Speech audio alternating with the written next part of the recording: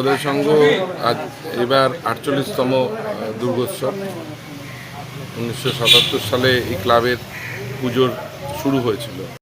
দুর্গাপুজোর হাতে গোনা আর কয়েকদিন বাকি। এরই মধ্যে বুধবার খুঁটি পুজোর মধ্য দিয়ে দুর্গাপুজোর প্রস্তুতি শুরু করে দিল শিলিগুড়ির নবোদয় সংঘ। বিগত সময় নানান আকর্ষণীয় পুজো মণ্ডপ উপহার দিয়ে এসেছে শিলিগুড়ির দেশবন্ধু পাড়ার নবোদয় সংঘ। এবার তাদের দুর্গাপুজো ৪০তম বর্ষে পদার্পণ করল। এবারে পুজোর আকর্ষণ পুতুল বাড়ি। মূলত শিশুদের মন কাড়তেই এই অভিনব পুজো মণ্ডপ বানাবার উদ্যোগ গ্রহণ করেছেন পুজো উদ্যোক্তারা। বৃহস্পতিবার খুঁটি পুজোর মধ্য দিয়ে পুজো প্যান্ডেলের কাজ শুরু হয়।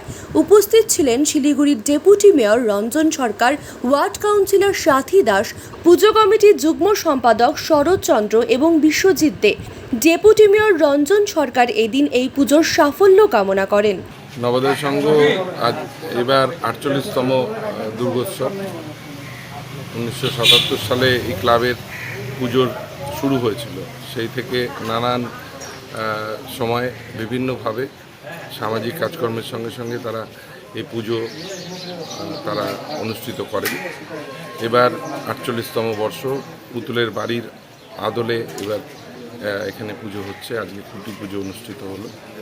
সমস্ত এই পাড়ার এই এলাকার সমস্ত মানুষ ঐক্যবদ্ধভাবে এই নবোদয়ের সঙ্গে এই পুজো করেন এবং এদের ঐতিহ্য, এরা খেলাধুলো বিভিন্নভাবে খেলাধুলোর মধ্যে যুক্ত, ক্রীড়া প্রেমী এবং সংস্কৃতি প্রেমী এই ক্লাব।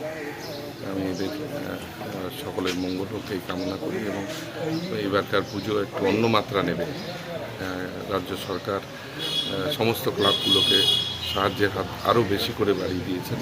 আমরা বিশ্বাস করি যে দুর্গাপুজো শুধু কোনো একটা ধর্ম বর্ণের আজকের আর পুজো নয়, এটা উৎসবে পরিণত হয়েছে, সারা বিশ্বে সমাদৃত হয়েছে। ইউনেস্কো ইতিমধ্যেই কলকাতা দুর্গাপুজোকে স্বীকৃতি দিয়েছে। এটা অত্যন্ত গর্বের আমাদের কাছে। আমরা চাই সমস্ত ধর্মের মানুষ, সমস্ত ভাষার মানুষ আরও বেশি বেশি করে ঐক্যবদ্ধ হবেন এই পুজোর মাধ্যমে, শারদ উৎসবের মাধ্যমে, এবং সারা বছর ধরে আমরা এইভাবেই সবাই এগিয়ে যেতে চাই। আমাদের সকলের মঙ্গল কামনা করে, দেশের এবং পৃথিবীর মঙ্গল কামনায় আমরা এই পুজোটা এবার করছি।